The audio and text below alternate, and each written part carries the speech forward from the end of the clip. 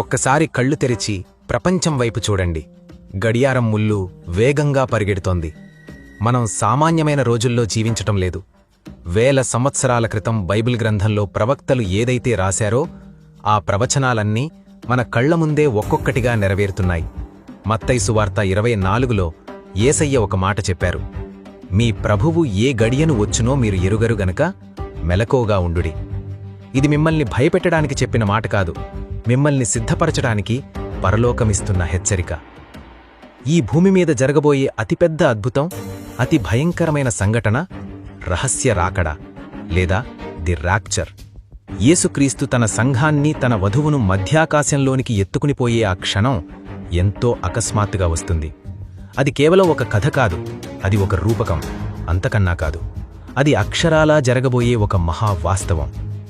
దేవుడు తన పిల్లల్ని తీసుకెళ్లిపోయాక ఈ భూమి మీద మిగిలిపోయేవారు మానవ చరిత్రలోనే అత్యంత భయంకరమైన 7 ఏళ్ల శ్రమల కాలం గుండా వెళ్లాల్సి ఉంటుంది. ఆ శ్రమల కాలం రావడానికి ముందు దేవుడు మనకు కొన్ని స్పష్టమైన సూచనలిస్తున్నాడు.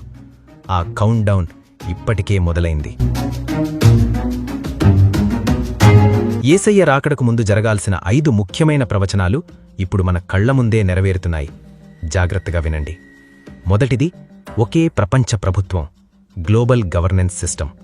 ఒకప్పుడు వన్ వరల్డ్ గవర్నమెంట్ అంటే అదొక పిచ్చి సిద్ధాంతం అనుకునేవారు.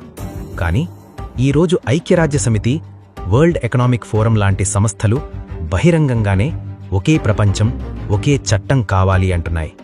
డిజిటల్ కరెన్సీ, డిజిటల్ ఐడీలు, వ్యాక్సిన్ పాస్పోర్ట్ల ద్వారా మనిషి ప్రతి కదలికను నియంత్రించే టెక్నాలజీ సిద్ధమైపోయింది. ఈ వ్యవస్థ అంతా ఎవరికోసం అనుకుంటున్నారు? రాబోయే క్రీస్తు విరోధి చేతిలో ఈ ప్రపంచాన్ని పెట్టడానికే. రెండవది, యెరూషలేములో 3వ దేవాలయ నిర్మాణం. 2వ తెస్సలోనికీయులకు 2:4 ప్రకారం క్రీస్తు విరోధి దేవుని ఆలయంలో కూర్చని తానే దేవుడనని ప్రకటించుకుంటాడు. అంటే అప్పటికక్కడ గుడి కట్టబడి ఉండాలి. ఈరోజు ఇస్రాయెల్లో టెంపుల్ ఇన్స్టిట్యూట్ వారు గుడి కట్టడానికి అన్నీ సిద్ధం చేశారు. యాజకులకు శిక్షణ ఇచ్చారు.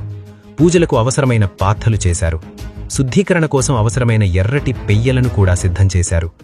గుడి కట్టడం మొదలైతే ప్రపంచం ఒక్క రాత్రిలో మారిపోతుంది. మూడవది, ఇస్రాయెల్తో ఒక దొంగ శాంతి ఒప్పందం, ఏ సడన్ పీస్ అగ్రిమెంట్. క్రీస్తు విరోధి ఇస్రాయెల్తో 7 ఏళ్లపాటు ఒక నిబంధనను స్థిరపరుస్తాడు అని దానియేలు 9:27 చెబుతోంది. శాంతి, భద్రత అని మనుషులు అనుకుంటున్నప్పుడే అకస్మాత్తుగా నాశనం వస్తుందని బైబిల్ హెచ్చరిస్తోంది.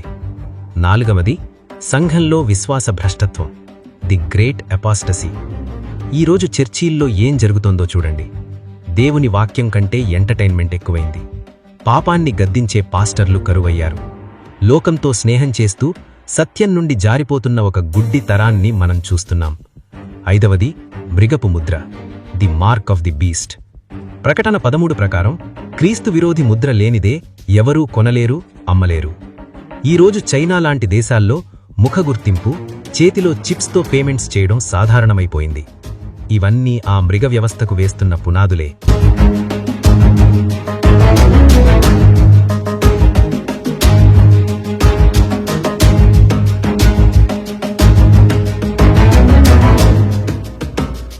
ఆ రహస్య రాకడ రోజు ఎలా ఉంటుందో తెలుసా? అది ఎప్పటిలాగే ఒక సాధారణమైన రోజులా మొదలవుతుంది. పిల్లలు స్కూలుకు వెళుతుంటారు, తల్లులు వంట చేస్తుంటారు, ఆఫీసుల్లో మీటింగ్లు జరుగుతుంటాయి, ఎవరి పనుల్లో వాళ్లు బిజీగా ఉంటారు. అకస్మాత్తుగా రెప్పపాటులు, in the twinkling of an eye, ఆకాశం చీలుతుంది. ఒక బూర శబ్దం వినపడుతుంది.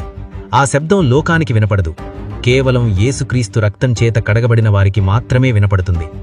కోట్లాది విశ్వాసులు ఒక్క క్షణంలో ఈ భూమి మీద నుండి మాయమైపోతారు. ఊహించుకోండి, ఆ తర్వాత భూమి మీద పరిస్థితి ఎలా ఉంటుందో. పైలట్లు లేకుండా విమానాలు కూలిపోతాయి, డ్రైవర్లు లేకుండా కార్లు గుద్దుకుంటాయి, ఆస్పత్రుల్లో డాక్టర్లుండరు, ఇళ్లల్లో చిన్నపిల్లలు కనబడరు. చర్చీకి వెళితే సగం మంది ఉంటారు, సగం మంది మాయమైపోతారు. ఎందుకంటే మిగిలిపోయిన వారికి మతం ఉంది కానీ యేసయ్యతో సంబంధం లేదు. వార్తా ఛానల్స్ అన్నీ పిచ్చెక్కిపోతాయి. సైంటిఫిక్ బగ్గనో లోకాన్ని నమ్మించడానికి క్రీస్తు విరోధి వ్యవస్థ అబద్ధాలు ప్రచారం చేస్తుంది.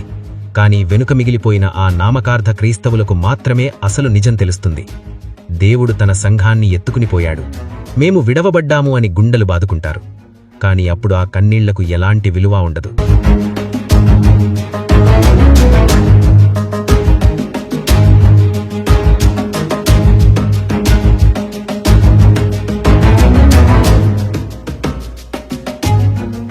సంఘం ఎత్తబడిన తర్వాత ఈ గందరగోళాన్ని ఆసరగా తీసుకుని క్రీస్తు విరోధి ప్రపంచ వేదిక మీదకు వస్తాడు. అతడు కేవలం ఒక రాజకీయ నాయకుడు మాత్రమే కాదు, ఒక మతనాయకుడు కూడా. ఈరోజు మనం చూస్తున్నాం, ఒకే ప్రపంచమతం కోసం ప్రయత్నాలు ఎంత వేగంగా జరుగుతున్నాయో. పోప్ లాంటి నాయకులు ప్రపంచ మత పెద్దలందరినీ ఒకచోట చేర్చి, మన దేవుళ్లందరూ ఒక్కటే, మనందరికీ ఒకే గమ్యం, మనకు విభేదాలు వద్దు, ఐక్యత కావాలి అని చెబుతున్నారు. అబుదాబీలో అబ్రహమిక్ ఫ్యామిలీ హౌస్ పేరుతో ఒకే ప్రాంగణంలో చర్చి, మసీదు, సినగాగ్ నిర్మించారు. చూడడానికి ఇది చాలా మంచిదిగా, శాంతిని పెంచేదిగా అనిపిస్తుంది. కాని బైబిల్ దీన్ని మహాబబులోను వేశ్య, the great harlot of revolution 17 అని పిలుస్తోంది. యేసుక్రీస్తు ఏమన్నాడు? నేనే మార్గము, సత్యము, జీవము. నా ద్వారానే తప్ప ఎవడునూ తండ్రి యొద్దకు రాడు. కాని ఈ ఒకే ప్రపంచమతం, వన్ వరల్డ్ రిలీజియన్ ఏమంటుందో తెలుసా? అన్ని మతాలు సమానమే, యేసు ఒక్కడే దేవుడు అనడం మూర్ఖత్వం అంటుంది. అబద్ధపు ప్రవక్త ఈ మతానికి నాయకత్వం వహిస్తూ, అద్భుతాలు చేస్తూ దేవుని పేరుతోనే ప్రజల్ని మోసం చేసి ఆ క్రీస్తు విరోధికి ఆరాధన జరిగేలా చేస్తాడు. మిత్రులారా, అంత్యదినాల్లో సాతాను వాడే అతిపెద్ద ఆయుధం మోసం, డిసెప్షన్. ఈరోజు ఆర్టిఫిషియల్ ఇంటెలిజెన్స్ టెక్నాలజీ ఎంతగా పెరిగిపోయిందంటే, మన కళ్లతో చూసేది, చెవులతో వినేది, ఏది నిజమో ఏది అబద్ధమో తెలుసుకోలేని స్థితికి వచ్చాం. డీప్ ఫేక్ వీడియోల ద్వారా నాయకులు చెయ్యనిది చేసినట్టు, చెప్పనివి చెప్పినట్టు సృష్టించగలరు. రేపు ప్రొద్దున్న ఈ టెక్నాలజీని ఉపయోగించి టీవీల్లో, ఇంటర్నెట్లో మహా అద్భుతాలు సృష్టించి లోకాన్ని క్రీస్తు విరోధి వైపు తిప్పుతారు. అందుకే నేను చెబుతున్నాను, రేపు మీరు చర్చీలను నమ్మలేరు, పాస్టర్లను నమ్మలేరు, యూట్యూబ్ ఛానల్స్ను కూడా నమ్మలేరు. మీరు నమ్మగలిగేది, మిమ్మల్ని రక్షించేది ఒకే ఒక్కటి, అదే దేవుని వాక్యం, మీ బైబిల్. ఈ కొత్త ప్రపంచ మతం అందరినీ కలుపుకుంటుంది, కాని నిజమైన క్రైస్తవులను మాత్రం బతకనివ్వదు. క్రీస్తు విరోధి ముద్ర వేసుకోని వారిని, యేసే దేవుడు అని చెప్పేవారిని చంపేస్తారు. శ్రమల కాలంలో విశ్వాసంగా నిలబడటం అంటే ప్రాణాలు అర్పించడమే. అందుకే దేవుడు ఈరోజే నిన్ను బ్రతిమాలుతున్నాడు. ఆ శ్రమల కాలం వరకు ఆగద్దు, ఇప్పుడే సిద్ధపడు నా ప్రియమైన సహోదరీ సహోదరుడా. సమయం ముగిసిపోతోంది. యేసయ్య ఎప్పుడొస్తాడో మనకు తెలియదు, కాని రాకడ సూచనలు మాత్రం మన కళ్లెదుటే నెరవేరుతున్నాయి. ఈరోజు నువ్వు ఎలా జీవిస్తున్నావు? నీ దగ్గర మతం ఉందా, లేక యేసయ్యతో నిజమైన సంబంధం ఉందా? సగం లోకంలో, సగం దేవునిలో జీవించే సమయం ఇక లేదు. ర్యాప్చర్ జరిగినప్పుడు ఆ విడవబడే గుంపులో నువ్వు ఉండిపోతే నీ ఆత్మకు ఇక నిత్య నరకమే. నీ గర్వాన్ని వదిలేయ్. ఇప్పుడే ఉన్నచోటే మోకరించి నీ హృదయాన్ని యేసయ్యకు అప్పచెప్పు. నాతో